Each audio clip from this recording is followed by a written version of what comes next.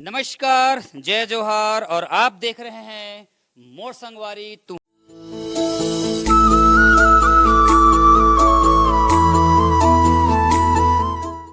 द्वार। जी हाँ, शिक्षा विभाग का एक ऐसा चैनल जिसके माध्यम से स्कूल शिक्षा, टीचर्स, बच्चे और कलाकार तमाम वो चीज़ों को हम एक इंटरव्यू के माध्यम से आप तक पहुंचाते हैं।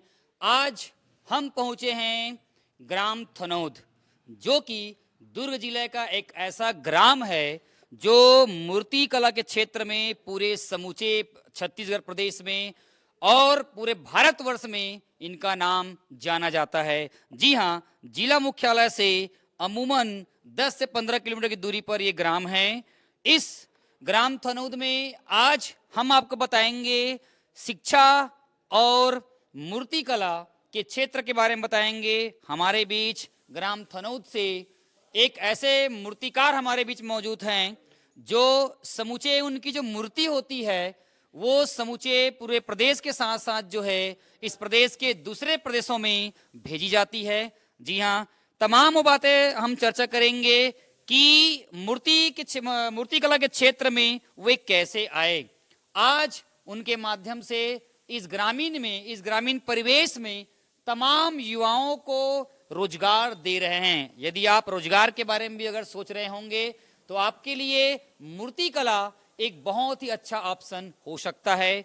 आज हम उनसे चर्चा करेंगे। हमारे बीच आदरणीय राधेश्याम जी चक्रधारी जी हमारे बीच मौजूद हैं। हम उनसे तमाम चर्चा करेंगे। सबसे पहले स्कूल शिक्षा विभाग के चैनल में आपका स्वागत है, क्योंकि आपके द्वारा बताई गई जो जानकारी होगी आज टीचर्स, बच्चे और स्कूल के बच्चे इसको सीखेंगे, जानेंगे। तो सबसे पहले हम आपका पूरा नाम जानना चाहेंगे। मैं मूर्तिकार राधेश्याम चक्रधारी, ग्राम थनौद।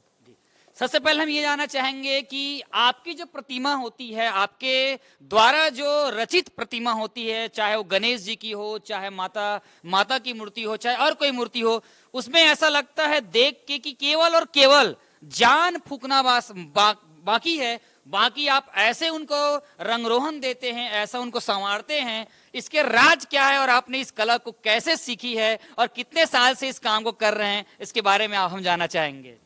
सबसे पहले बात तो मैं ये बतलाना चाहता हूँ कि कला ऊपर वाले का देन है, गॉड गिफ्ट रहता है ये जी। और सीखना एक ऐसा रहता है कि एक गुरु बनाना होता है। एक मतलब किसी के पास मतलब शिक्षा ग्रहण करने जाना मतलब गुरु बनाना है ना। जैसे कि आपके शिक्षा विभाग में इंटेलिजेंट बच्चे होते हैं, वो अलग से दिखते हैं। पढ़ते तो सभी हैं, सभी मास्टर नहीं बनते, सभी डॉक्टर नहीं बनते, है ना। लेकिन जो उसको डॉक्टर और मास्टर बनाना रहता, भगवान ने उसके हथेली पे उसके कर्म रेखा, हस्त रेखा में लिख दिया जाता है कि तुम डॉक्टर मास्टर बनोगे, तुम इंटेलिजेंट रहोगे।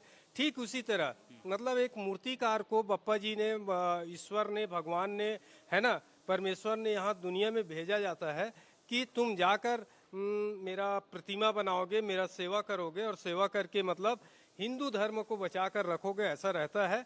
दूसरी बात यह है कि इस मूर्ति में दो फायदा है कि इस मूर्ति को हम बनाने के बाद मतलब पूजा पाठ का काम आता है, पैसा मतलब आता है, इसमें हम रोजगार देते हैं और नाम भी चलता है और हम गांव का नाम चलाते हैं, राज्य का नाम चलाते हैं, हमारे देश का नाम चलाते हैं। इसीलिए मैं भी कहता हूं कि शिक्षा विभाग में कम से कम एक मतलब विषय रहना चाहिए मूर्ति कला का, कोई भी कला का, कलाकारी का। अगर इंसान कुछ नहीं कर पाता तो कलाकारी के माध्यम से अपना रोजगार चला सकता है, अपना जीविका चला सकता है। खास बात यह है, अगर एक मास्टर है, वैसी अगर कोई एक कलाकार है तो वो कलाकार कम से कम 50 लड़का लेकर अपना काम कर सकता है। दूसरी बात, उस लड़के को शिक्षा भी मिलेगा, एक कलाकार बनेगा और पैसा भी मिलेगा।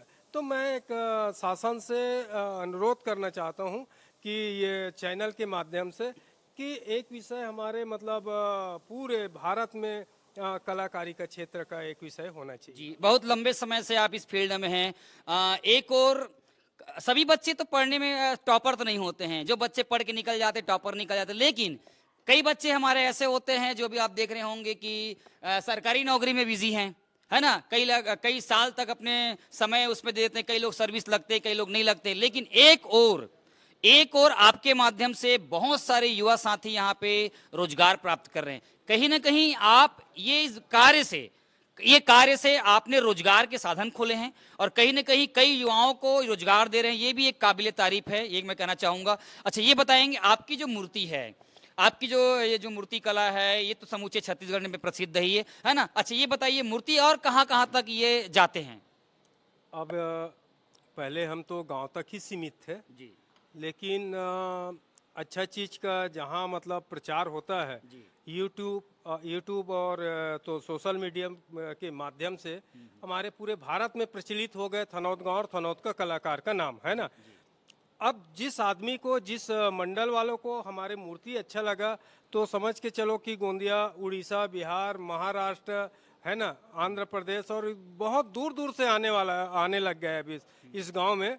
तो एक कलाकार का गांव तो है, लेकिन इस कलाकारों ने अपने गांव का नाम रोशन किया, अपने राज्य का नाम रोशन किया, अपने देश का नाम रोशन किया। इसलिए कि जब तक कलाकार अगर दिल लगाकर, अगर दिमाग लगाकर, अगर मेहनत करके नहीं बनाता है, तो वो कलाकार मतलब एक अच्छा कलाकार और सफल कलाकार नहीं बनता है। तो मैं एक पैसा को न देखते हुए मैं अपने कला को दिखाता हूँ, लेकिन मैं आज तक अपना पूरा कला नहीं दिखाया हूँ।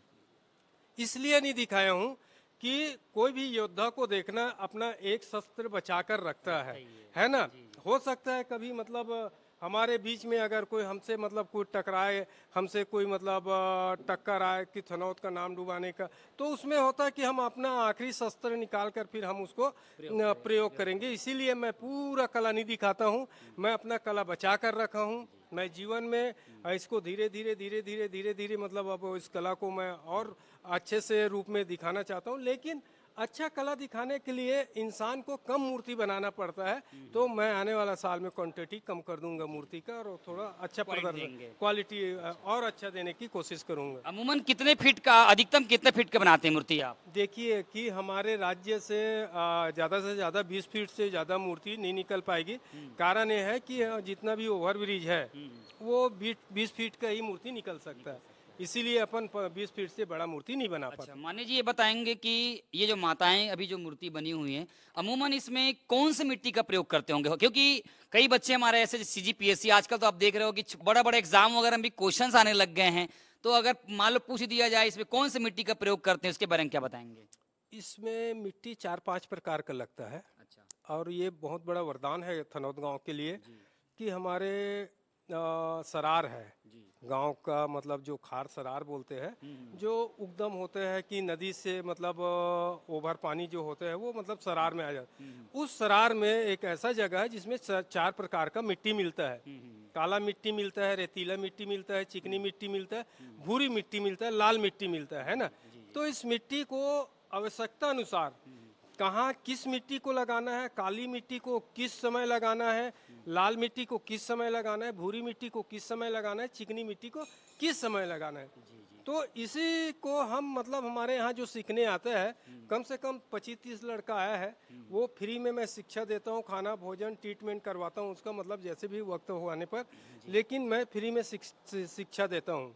अभी वर्तमान में आपकी जो ये चल रहा है, क्योंकि समूचे दूर दूर तक तो नाम तो प्रसिद्ध है ही, और आप वो एक मूर्तिकार संघ के कुछ समिति के सदस्य भी रहे हैं, अध्यक्ष भी रहे हैं उस समय। और अभी मेरे बताइए मान्यवर जी, अभी आपके अंदर में कितने बच्चे, कितने व्यक्ति जो है अपने कला का बखान कर रहे हैं, आपके साथ काम कर रहे हैं? ऐसे छत्तीसगढ़ में जितने भी कलाकार हैं एक बार मतलब राय लेते हैं कि राधे भैया हम इस काम को चालू कर रहे हैं, तो इसको मतलब ऐसा ऐसा कर रहे हैं, तो इसमें कुछ होगा तो नहीं। लेकिन मैं देखा हूँ मेरे से भी बड़ा कलाकार बन गया है, वो भी मतलब आकर पूछते हैं, तो उन लोगों का बड़प्पन है और मुझे गुरु मानकर चलते हैं, है ना। तो मैं लगभग 1000 भी पार हो गया है मेरा चेला लोगों का, जो आज गुरु मानकर काम अपना और उनका भी जीवन यापन कर रहा है। और हर मेरा चेला अपने अपने क्षेत्र में एक राधे श्याम बनकर बैठा है और अपना नाम चला रहा है। अच्छा, आखिरी सवाल, एक और बहुत सारे बच्चे पढ़ाई लिखाई के बाद जो है सरकारी नौकरी के पीछे भागते हैं, क्या इनके लिए आप संदेश देना चाहेंगे कि अगर सरकारी नौकरी मिल नहीं रहा है तो उसके अलावा और बहुत सारे ऑप्शन हैं, उसमें अपनी कला का प्रदर्शन कर सकते हैं, हुनर होनी चाहिए।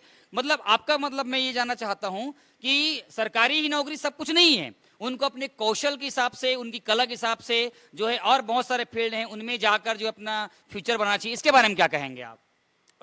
हमारे देश में मूर्ति कला ही तो नहीं, कारपेंटर है और तो गाड़ी मैकेनिक है, बस मैकेनिक है, मोबाइल मैकेनिक है, मूर्तिकार है, पेंटर है। ऐसा हर इंसान के पास कोई ना कोई एक कला रहना चाहिए, ताकि हमें अगर कोई सरकारी नौकरी नहीं मिलता है तो सरकारी नौकरी में तो हम 4 आदमी को नहीं ले जा सकते, लेकिन खुद का मतलब एक कलाकारी, खुद का बिजनेस है तो हमें 4 आदमी लेके चलेंगे और उससे क्या होगा कि 4 आदमी को रोजगार मिलेगा।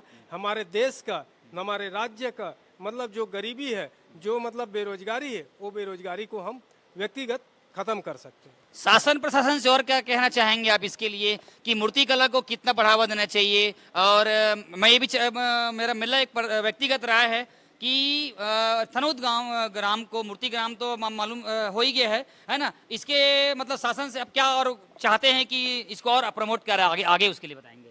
मैं शासन से यही कहना चाहता हूँ कि मूर्तिकारों को अपने अंडर में रखना चाहिए सरकार को, और अपने अंडर में रखकर जितने भी मतलब कारीगर रहता है उसको भी अपने अंडर में रख ले। और सरकार इससे ये होगा कि इसमें रोजगार भी बढ़ेगा और इसमें साथ साथ हमारा गांव का नाम तो चलता है, लेकिन सरकार का भी नाम चलेगा और हमारे राज्य का नाम चलेगा, देश का नाम चलेगा।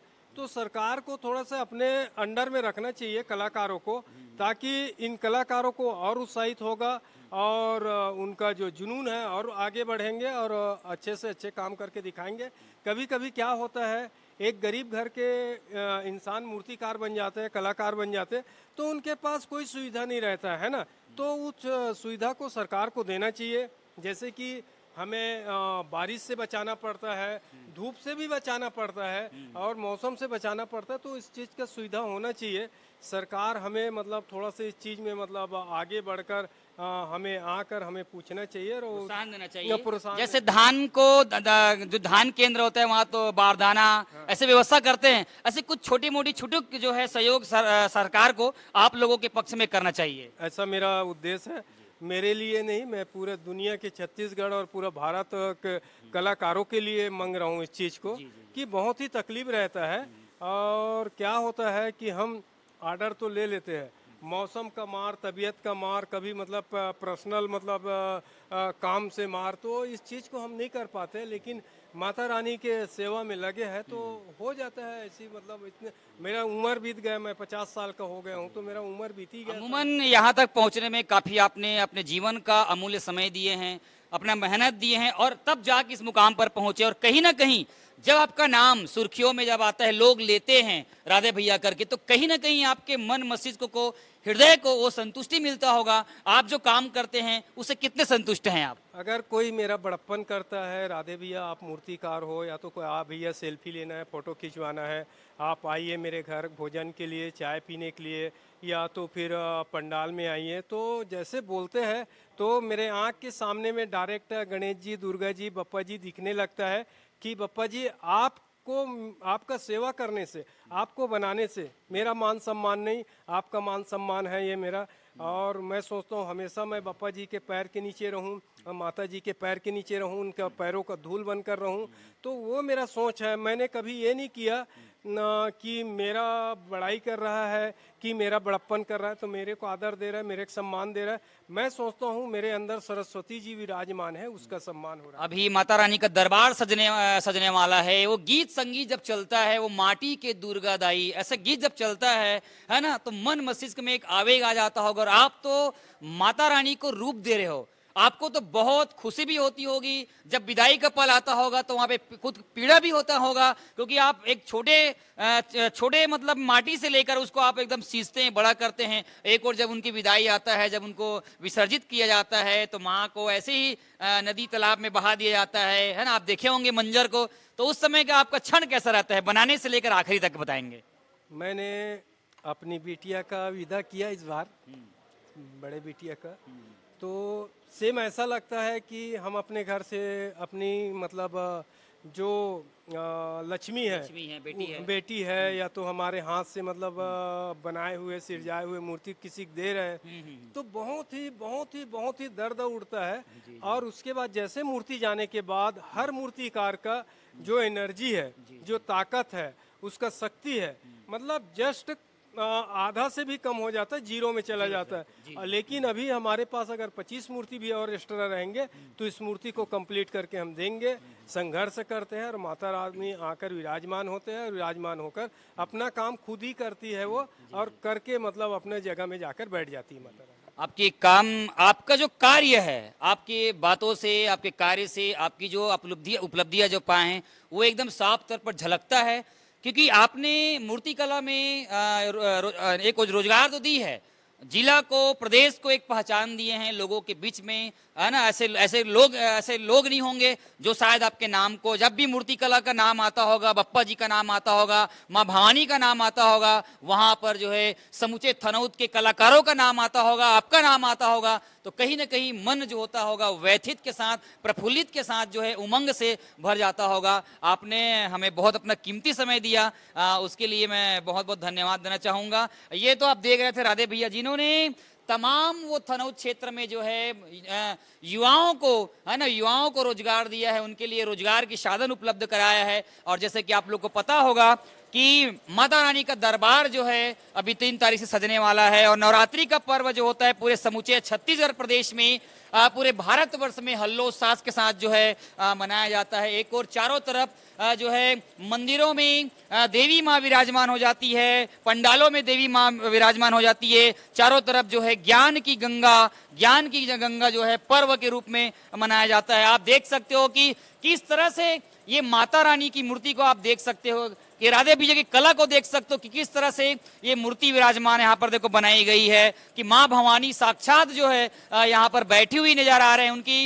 उनकी जो चेहरे की फेस को देखिए, वो बता रहे हैं कितनी प्रफुल्लित है, उनकी जो चेहरे के जो चमक है वो बता रहे हैं कि किस तरह से प्रफुल्लित दिखाई दे रहा है। बिल्कुल जान फूंकना बस बाकी है। और वाकई में जो राधे भैया की जो कला है निश्चित रूप से यकीनन काबिले तारीफ है। आप देख सकते हो किस तरह से यहाँ पे माता रानी बनी हुई, विराजमान हुई है, जबकि है ना देख सकते हैं कि अभी रंगरोहन का यहाँ पर जो है समय चल रहा है, और माता रानी जो है 3 तारीख को, है ना, 3 तारीख को जो है अपने गंतव्य जगह में जो है चली जाएगी। आप देख सकते हो तमाम वो इनके कलाकार जो हैं माँ भवानी को, माँ दुर्गा को, माँ काली को, माँ चंडी को यहाँ पे आप देख सकते हैं रूप दे रहे हैं, सवार रहे हैं, है ना। और आप देख सकते हैं अपार मात्रा में काफी मूर्तियां यहाँ पर रखी हुई है। और जैसा कि उन्होंने अपने इंटरव्यू में बताया कि छोटे मूर्ति से लेके बड़े मूर्ति तक जो है यहाँ पे बनता है, और अपने राज्य के अलावा जो दूसरे राज्यों में भी यहाँ से मूर्ति जो है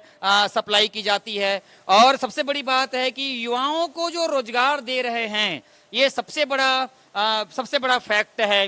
जिनको काम की तलाश है, जैसे उन्होंने बताया कि जरूरी नहीं है कि सरकारी नौकरी ही सब कुछ हो। अगर व्यक्ति में अगर कौशल हो, है ना, कौशल हो, कला हो, तो अपने कौशल और कला का प्रयोग करके जो है अपने जीवन को ब्राइट कर सकते हैं, अपने जीवन को, है ना, आगे बढ़ा सकते हैं। तमाम वो चीज जो है आप यहाँ पे देख सकते हो, महसूस कर सकते हैं कि बहुत ही विहंग और बड़ी मात्रा में मूर्ति जो है यहाँ पे बन रहा है। आप देख सकते हो, और कला के माध्यम से यहाँ पर देख सकते हैं कि बिल्कुल रूप वहाँ पर चल रहा है। यहाँ पर देख सकते हैं कि शेर के जो फेस है ना, भगवा जिसको अपन बोलते हैं, उनका जो फेस है उनको जो है रंगित किया जा रहा है राधे भैया के माध्यम से। और मूर्ति को देख के आप खुद अंदाजा लगा सकते हैं कि कितनी बड़ी और कितनी सुनहरी और कितने भयंकर रोचक तरीके से यहाँ पे बना हुआ है। यहाँ पे एक मूर्ति दिखाई दे रही है कि शेर के ऊपर जो है बप्पा जी जो है सवार होकर वहां पर उसको चला रहे हैं, और बीच में उनकी माता रानी जो है, उनकी माता श्री जो है, मातेश्वरी जी है, वो यहाँ पर बैठी हुई है। ऐसा लग रहा है कि साथ चल रहे हैं। तो कहीं ना कहीं मूर्ति जो देखकर मन प्रफुल्लित हुआ, अद्भुत है। और कलाकारों की जो कला की जो प्रकृति है, जिस तरह से बन रहा है, जिस तरह से संवार रहे हैं, जी हाँ, काबिले तारीफ है, बहुत ही शानदार है। और इस तरह से मैं कहना चाहूँगा, अगर आप भी रोजगार की तलाश कर रहे हैं तो आप यहाँ संपर्क कर सकते हैं।